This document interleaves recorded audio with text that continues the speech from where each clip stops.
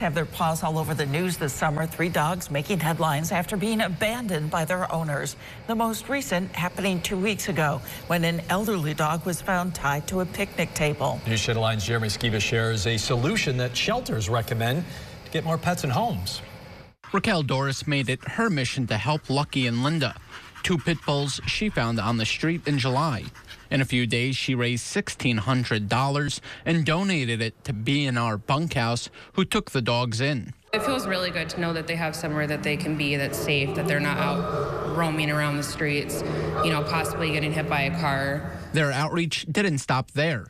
She and her husband opened up their home to new furry friends. We really started getting into fostering after we found Lucky and Linda, because we just realized how bad everything was, how overrun all the shelters and rescues are. And we knew that we had space in our home for the dogs, so we wanted to have them stay with us so they weren't stuck in a kennel. Meanwhile, the need for foster families is only growing. It is an incredible help, especially those animals that are medically needy. It is just so much better for them to be recovering or being in a home environment instead of the added stress of being in a shelter. And it quite honestly frees up space for the next animal to come in as well. Humane CNY has their own foster program. It's helped abandoned dogs like Max meet new families. We will match an available cat or dog to a person's situation, kind of almost like it's an adoption. You want to make sure it's a good fit in that home.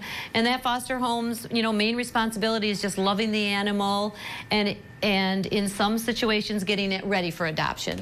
And even if it's for a little while, fostering can do a lot of good for these animals. If people aren't fostering the dogs out, then there's not another space for dogs like Lucky and Linda to be able to go somewhere, having a positive impact on their lives.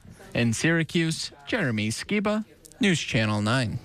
The money donated to B&R Bunkhouse will be used for general care of the animals, food, medication, vet visits. And if you're interested in learning more about becoming a foster, just head over to localsyr.com.